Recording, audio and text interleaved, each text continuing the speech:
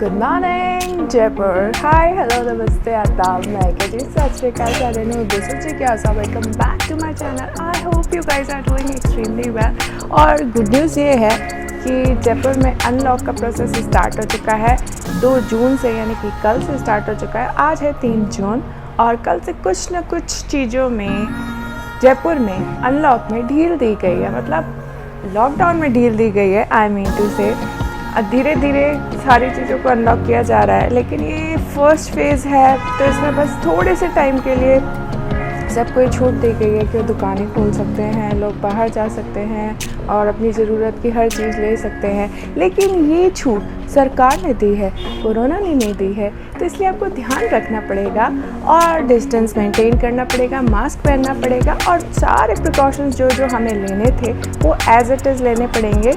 लापरवाही ना बरतें और जो प्रिकॉशंस कहे गए हैं वो सारे प्रिकॉशंस को फॉलो करें।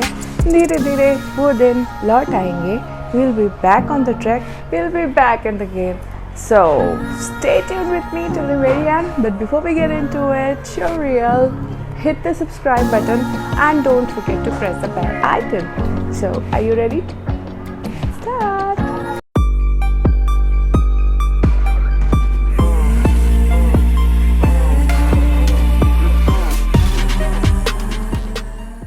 तो आज है 3 जून और अभी हो रहे हैं सुबह के 8:24। तो लॉकडाउन हो या ना हो, as you all know I am in essential services, तो हमें तो जाना ही पड़ता है। तो अभी मैं तैयार होने जाती हूँ ऑफिस के लिए और रेडी होने के बाद आपसे मिलती हूँ। तब तक के लिए स्टे ट्यून्ड। तो मैं हो चुकी हूँ रेडी ऑफिस के लिए। तो अभी बज रहे हैं 9:10। तो मैं निकलती हूँ ऑफिस के लिए और आके आपसे बात करती हूँ। Bye. So after a hectic day in office, I'm back home और काफ़ी थक चुकी हूँ मैं। सबसे पहले करते हैं पेट पूजा। पहले पेट पूजा और उसके बाद काम दूजा, यानी कि बातें दूज। ये बन रही है साबूदाना कटलेट, वो भी अप्पे पैन में, less oily and very tasty, crispy crispy tasty tasty. And this is mango shake, my all-time favorite. So guys, कल मैंने एक बहुत ही इंटरेस्टिंग सी चीज़ देखी, तो मुझे लगा क्यों ना ये चीज़ आप लोगों के साथ भी शेयर की जाए।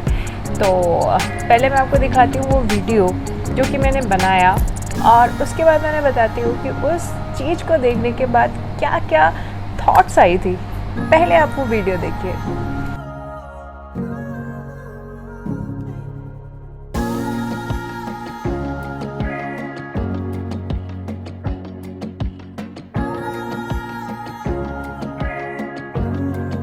तो हुआ यूँ था कि जयपुर में परसों रात को आंधी तूफान आए थे, बारिश हुई थी, कल सुबह को भी बारिश हुई थी।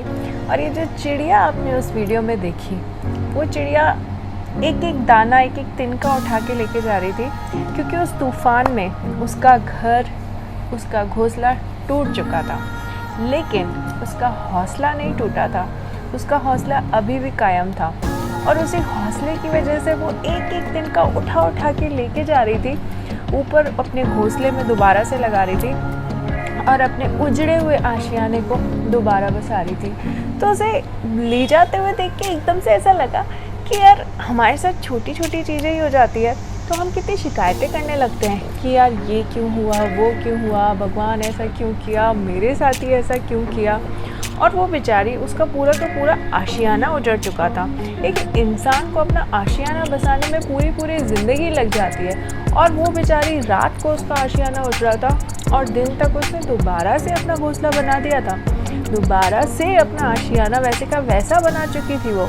ये तभी तो कहीं ना कहीं ये कहा जाता है कि उड़ान जो होती है वो हौसलों से होती है, पंखों से उसका कोई लेना देना नहीं है। अभी आजकल वैसे भी क्या चल रहा है, शिकायतों का दौर चल रहा है। कोई भगवान से शिकायत करता रहता है, कोई सरकार से शिकायत करता रहता है, कोई अपनों से शिकायत करता रहता है, कोई अपने आप से शिकायत करता रहता है। तो शिकायतों का ही टाइम चल रहा है। थोड़े दिन पहले मैंने एक स्टोरी पढ़ी थी, मुझे काफ़ी अच्छी लगी थी। उसमें था कि एक आदमी अपने ऑफिस से बाहर आता है। उस टाइम क्या होता है, उसका झगड़ा हुआ होता है अपने ऑफिसर से और उसको गालियाँ देता हुआ, मतलब बुरा भला कहता हुआ वो बाहर निकल रहा होता है कि यार क्या है, कैसा ऑफिसर है। ऊपर देखता है आसमान की तरफ और भगवान को बोलता है, भगवान क्या ज़िंदगी दी है, क्या नौकरी दी है, कितना खड़ूस ऑफिसर दिया है, सारा दिन चिल्लाता रहता है, ये भी कोई ज़िंदगी है। ऑफिस से बाहर निकलते ही उसकी नज़र पड़ी ऑफिस के बाहर बैठे हुए एक भिखारी पे, जिसके पास ढंग के कपड़े नहीं थे, पहनने को जूते नहीं थे, खाने को रोटी नहीं थी। तो ना उसके एक वक्त की रोटी का जुगाड़ था, ना 2 वक्त की रोटी का। तो उसको देखते एकदम से उसकी जो शिकायतें हैं ना, उन पे फुल स्टॉप लग गया और वो सोच में पड़ गया कि यार मैं इस नौकरी को गालियाँ दे रहा हूँ, मतलब अपने ऑफिसर को बुरा भला कह रहा हूँ और नौकरी के बारे में इतना कुछ बुरा भला कह रहा हूँ।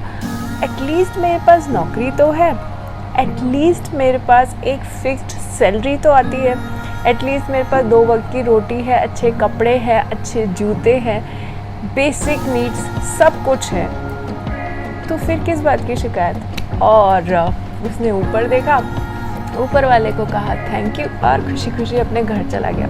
वहीं जो सामने भिखारी बैठा था, उसके मन में ख्याल आ रहे थे, भगवान ये क्या ज़िंदगी दी है। वो कहीं से चल के आया था और उसके पैर में एक कंकड़ चुभ गया था, उसके जो जूते थे उसमें एक छेद था जिसकी वजह से उसके पैर में कंकड़ चुभ गया था और उसकी वजह से उसे दर्द हो रहा था। और वो शिकायतें कर रहा था, मेरे पास जूते भी नहीं है, दिन का खाता हूँ, रात के खाने को खाना नहीं है, कुछ पता नहीं है, क्या ज़िंदगी दी, ऐसी ज़िंदगी का क्या फ़ायदा। वो अपनी शिकायतें कर रहा था। इतने में उसकी नज़र सामने से गुजरते हुए एक दिव्यांग पर पड़ी जिसके दोनों पैर नहीं थे। ऐसा देखते ही उसके मुंह से जो शब्द निकल रहे थे, जो शिकायतें निकल रही थी, वो एकदम से रुक गई। और फिर वो सोचने लगा कि पैरों में पहनने के लिए जूते नहीं तो क्या हुआ, एटलीस्ट मेरे पास पैर तो है, जूते आज नहीं तो कल आ जाएंगे, भगवान शुक्रिया। और वहीं वो जो दिव्यांग वहाँ से जा रहा था, उसके मन में खूब सारी शिकायतें थी। वो कह रहा था क्या ज़िंदगी दी है, पैर नहीं है, मैं खुद चल के नहीं जा सकता, इतनी दिक्कत होती है, घसीटते हुए मुझे जाना पड़ता है, मेरी लाइफ प्रॉब्लम से भरी हुई है। इतने में उसने अपने सामने से एक एम्बुलेंस को जाते हुए देखा जो थोड़ा सा आगे जाके रुकी और एक मकान के अंदर से किसी को लेके आए बाहर और उसको अस्पताल लेके जा रहे थे। और सब कह रहे थे कि उसकी कंडीशन बहुत सीरियस है, बहुत बड़ी बीमारी है, शायद वो बच भी नहीं पाएगा। तो जो शिकायतें वो कर रहा था, वो भी एक पल के लिए अपनी शिकायतें भूल गया और उस ऊपर वाले का शुक्रिया अदा किया। पैर नहीं तो क्या हुआ, कम से कम मैं स्वस्थ तो हूँ, हेल्दी तो हूँ, ऐसी हालत तो नहीं है मेरी। और इतने में जिस मरीज को वहाँ से लेके जाया जा रहा था एम्बुलेंस में, वो ऊपर वाले से शिकायतें कर रहा था कि हे भगवान ये कैसी ज़िंदगी दी है, पता भी नहीं है कि मैं जीऊँगा कि मर जाऊँगा, ऐसी बीमारी दे दी, इतना परेशान कर दिया। ये सब सोचते हुए उसे एम्बुलेंस में हॉस्पिटल लेके जा रहे थे। जब हॉस्पिटल पहुँचा तो हॉस्पिटल में पहुँचते ही उसने देखा कि हॉस्पिटल के अंदर से एक डेड बॉडी को बाहर लेके आ रहे थे और उसके घर वाले बहुत परेशान थे, रो रहे थे, परेशान हो रहे थे। तो उसकी भी शिकायतें वहीं थम गई और उसने भी ऊपर वाले का शुक्रिया अदा किया कि हे भगवान थैंक यू सो मच, कम से कम मैं ज़िंदा तो हूँ। तो आज भी हमें भी उसी शुक्रिया की ज़रूरत है, क्योंकि एटलीस्ट हम ज़िंदा तो हैं। हम तो ये बोलते हैं हमें ये नहीं मिल रहा, वो नहीं मिल रहा, कोरोना की वजह से इतनी सारी रिस्ट्रिक्शंस हैं, इतनी सारी प्रॉब्लम्स हैं, ये नहीं है, वो नहीं है। एक बार नहीं है वाली चीज़ों को देखने की बजाय जो चीज़ें हैं क्यों ना उसे देखा जाए, क्यों ना उसे काउंट किया जाए। इंसान हमेशा उन्हीं चीज़ों को क्यों काउंट करते हैं जो चीज़ें नहीं हैं। उन चीज़ों को तो काउंट करके देखो जो चीज़ें हमारे पास हैं, जो चीज़ें उस ऊपर वाले ने हमें दी हैं। क्यों उसके लिए कभी थैंक यू बोला? आज जब ऑक्सीजन की इतनी प्रॉब्लम हुई, ऑक्सीजन सिलेंडर्स की इतनी किल्लत हुई, हॉस्पिटल्स में बेड्स नहीं मिल रहे थे, तब कहीं जाके एहसास हुआ कि ऑक्सीजन की वैल्यू क्या है। इतने सालों से जो हम इतनी ऑक्सीजन इनहेल करते आ रहे हैं, क्या उस एक ऑक्सीजन के लिए भी हमने कभी ऊपर वाले को थैंक यू कहा? कभी नहीं कहा। न हवा के लिए, न पानी के लिए, न सांसों के लिए, न अच्छी हेल्थ के लिए, किसी भी चीज़ के लिए। इनफैक्ट हमने तो इन चीज़ों को फॉर ग्रांटेड लिया, हमने तो इन चीज़ों को कभी काउंट ही नहीं किया कि हमारे पास है या नहीं है। मतलब वो कहते हैं ना, ये तो दे दी, क्या हुआ, कौन सा एहसान किया, सबको दी है। कभी थैंक यू कहा? नहीं कहा ना। कहना चाहिए ना।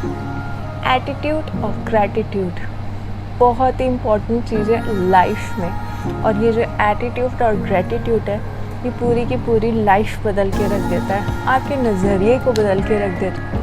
आप उन चीज़ों को काउंट करने लगते हैं जो आपके पास हैं, उन ब्लेसिंग्स को काउंट करने लगते हैं जो आपके पास हैं, और जो नहीं है उनके बारे में आपका ध्यान ही नहीं जाता। तो जब आप ब्लेसिंग्स को काउंट करने लगते हैं ना, तो आपकी लाइफ में ब्लेसिंग्स ही ब्लेसिंग्स आने लगती है, नई नई ब्लेसिंग्स आने लगती है, और होता है कुछ जादू। तो क्यों ना इसे आजमा के देखा जाए। और वैसे भी एटीट्यूड ऑफ ग्रेटिट्यूड से अंदर से जो खुशी मिलती है ना, उसकी बात ही कुछ और है, तो आजमा के देखें। तो ज्ञान की बातें बहुत हुई, अब चलते हैं ऊपर क्योंकि शाम हो चुकी है। थोड़ी सी वॉकिंग करेंगे और उसके बाद आके डिनर की तैयारी। चले, लेट्स गो। उरी, ये कौन है? अंश, स्कूल खुल गए? अरे खुल गए यार, अरे खुल गए, जाना है स्कूल, याद है ना स्कूल है, एक स्कूल तेरा भी था जहाँ तू जाता था और अब नहीं जाता।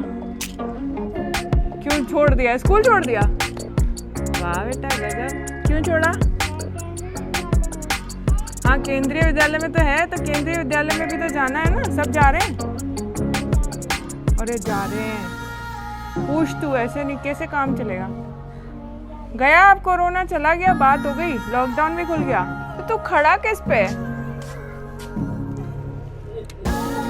ओहो, ये बात, ये हो रहा है सनसेट, और चंदा मामा कहाँ है? हमें कहीं नजर नहीं आ रहे।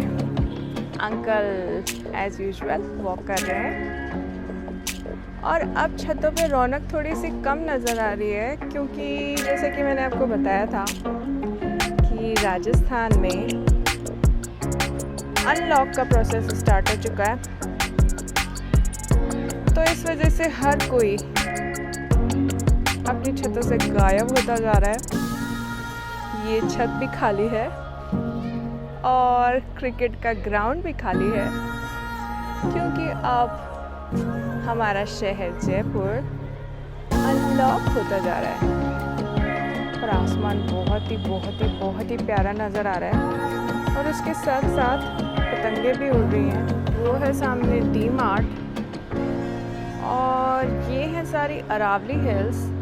काफ़ी ग्रीनरी नज़र आ रही है अरावली हिल्स पे, क्योंकि लॉकडाउन था तो पोल्यूशन काफ़ी कम हो चुका है। अदरवाइज़ ऐसा होता था कि ये हिल्स प्रॉपर्ली नज़र नहीं आती थी, और नज़र भी आती थी तो उस पर ये ग्रीनरी तो कभी नज़र नहीं आती थी, जो कि अब नज़र आ रही है थैंक्स टू लॉकडाउन। वही कहते हैं ना, हर चीज़ के कुछ फ़ायदे और कुछ नुकसान होते हैं। ये लॉकडाउन के फ़ायदों में से एक है। ऑफ कोर्स नुकसान तो काफ़ी हैं ही, लेकिन इस फ़ायदे को भी हम नकार नहीं सकते कि पॉल्यूशन कम हो गया है, और कम होने की वजह से ये सब हमें देखना नसीब हो रहा है, हरियाली हो रही है।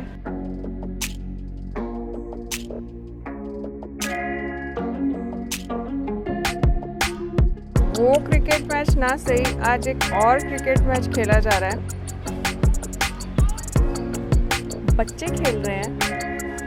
अब करें भी तो क्या करें, और कोई ऑप्शन ही नहीं है उनके पास। So this is Jigyasa signing off for today. I'll see you in my next video. Till then, keep loving yourself. Take care. Ta-ta. Bye-bye.